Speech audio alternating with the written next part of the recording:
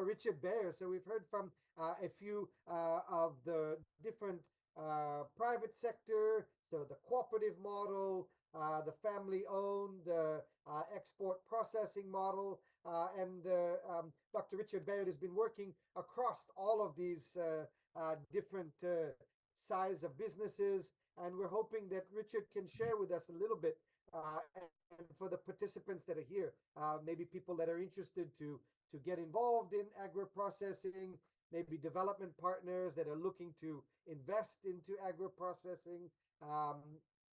Maybe you can share with us some of your experience as we kind of journey into this next phase, which, as both Donna and Minura said, is really critical for food security, but also for new livelihood opportunities. Agro-processing is such an important sector, but I dare to say we haven't even scratched the surface as far as exploiting the potential. So we'll hand it over to you, Richard. Thank you. Thank you very much, Kyle, and certainly thank you to COLEAD and everyone. I see that time is running a little bit short, so I'm going to give some very short, sharp messages and illustrate it. Can I have my slides, please? But I'll run through them very quickly. Okay, thank you. Yeah, great. That's just an introductory one.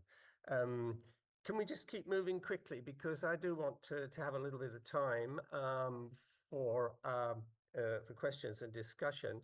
I would point out too that I am available electronically at any stage. And this morning I had something like 5 emails ranging from the Solomon Islands to Pohnpei about products that are going through the system. It's very obvious that there are many reasons why we should get involved in value adding. You know them, so why am I going to go through them and waste time? It optimizes use of local crops, creates employment, etc., provides markets, establishes value chains. Just keep going, because we are a little bit short of time. There are very many opportunities for value adding. Next slide, please. Right. I'm not going to bore you stupid. I just did a quick count this morning, but I think there's something like 30 products since I've been doing this, which is really effectively since 2000, with a very short stint in agriculture, developing some policy which went nowhere.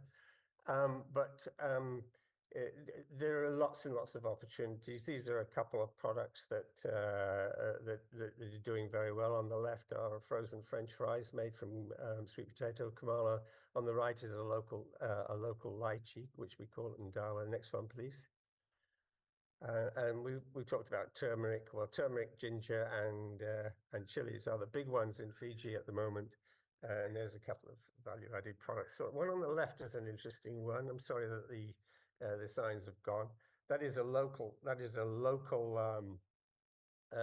dish called pulasami. It's made from coconut milk and not taro leaves, but one of our local leaves.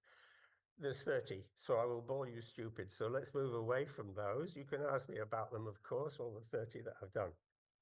I've got two major messages. Of the 12 countries that I visit, some more frequently than others, I think it's fair to say that the private sector is going to be the driving force that changes lifestyles and GDP in the developing nations, certainly here in Fiji and some of the little tiny atoll states who have got involved in product development, who have got involved in value adding, and have generated some overseas income either through direct exports or through secondary exports from the tourism sector. So that's one issue. The next issue where I will conclude is really to sort of come up with a strategy that might support that. And I'm halfway through that at the moment, but I'll discuss that later. You all know that successful value adding requires raw material supply of varying quality, the technology, and we've heard a lot about the technology. Now, the market is an interesting one, because The market is always easier to achieve than you think. It's just a question of your product developer building in sufficient features for someone to part with dollars. And that's what you're after. And it may be that you're dealing with very, very small volumes. You are. We all are in the Pacific. So you build in the very, very special features that make it unique. And there you manage to get right at the top of what we call the value-adding pyramid. Very small volumes, but very high price. In years gone past, Fiji has attempted to trade in commodities, which is right at the bottom of that pyramid. Large volumes, virtually no profit. And where have we got? Nowhere. So this is really where we want to be. Can I have the next slide, please? Now, we've talked a lot about the raw materials, and I want to just dwell on this a little bit. Because I don't think that here in Fiji, which is one of the larger of the Pacific Islands, Hawaii excepted, and the Solomons excepted, although the activity in the Solomons is confined to fairly small areas. But throughout the Pacific, the issue of raw material supply is the issue. Now, I don't think, and I did spend a little bit of time in government, and I don't think that we ever really got to the bottom of farmer priorities. Now, the farmer priorities are always, well, we want to grow more, but no one has actually sat down. Well, that's not true. We've only had one or two funding agencies that have actually sat down with farmers to talk to them about their priorities. And we've managed to address those in an ACR, that's Australian Centre for International Agricultural Research, with a participatory guarantee scheme where some of our farmers were actually linked to the resorts, because resorts were a big issue here, a big market here.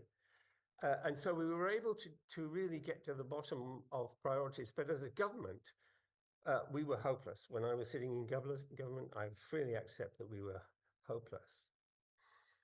So where are the research priorities? Well, the thing is that I don't think that the farmers and the private sector and the research organizations have ever got together.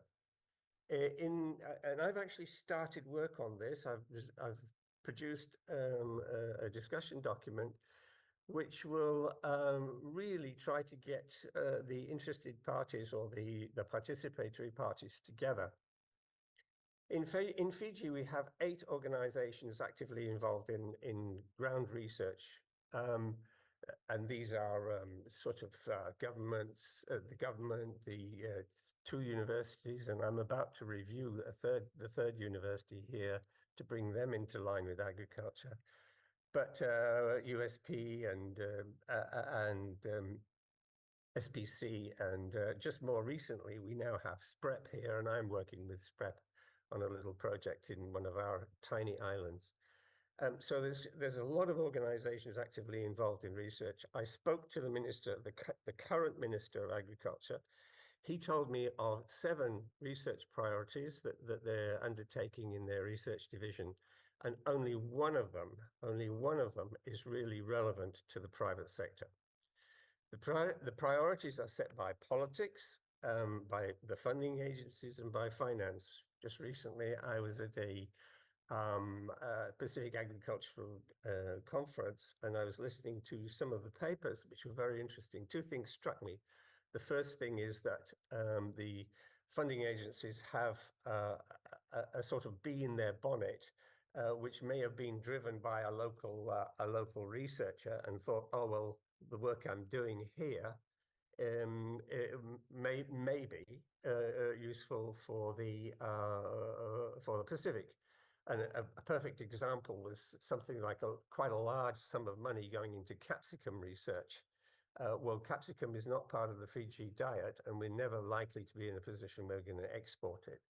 But that same money going into extending supplies of of Kamala or breadfruit or something like that using varieties or partial processing or careful storage or those sorts of things. No money's going there at all. And in terms of government, of course, it's decided by finance.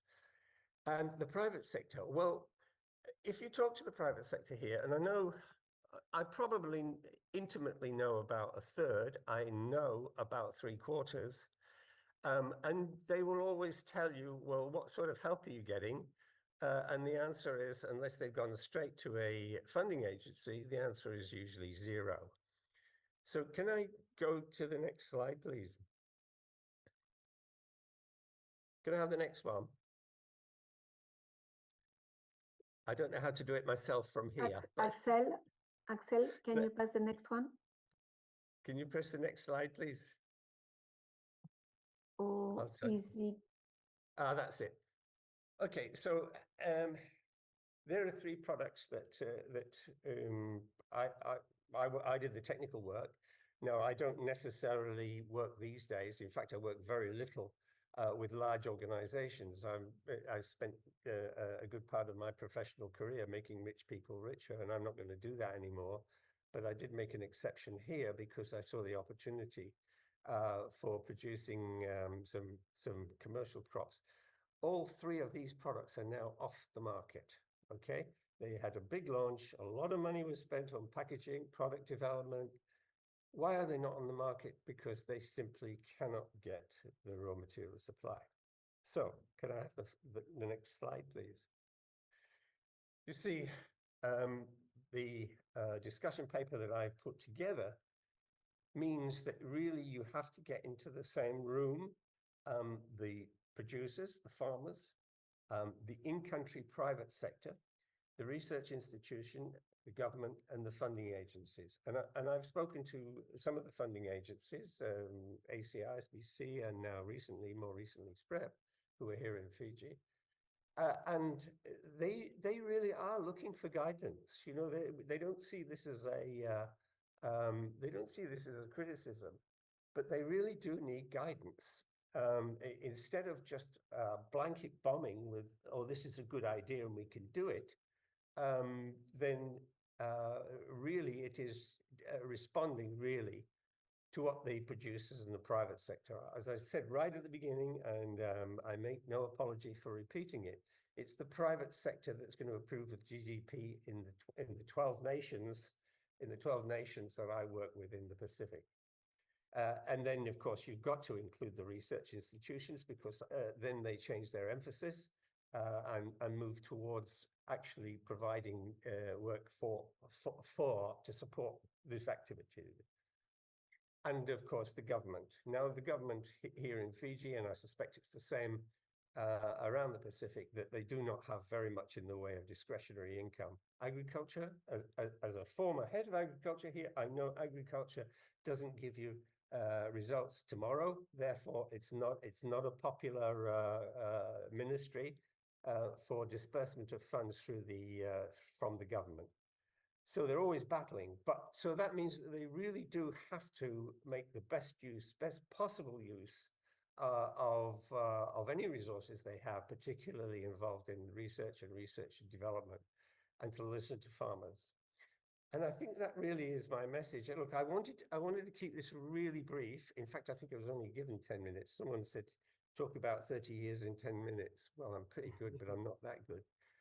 So look, I've kept it to about 10 minutes or so, in the hope that we've generated discussion.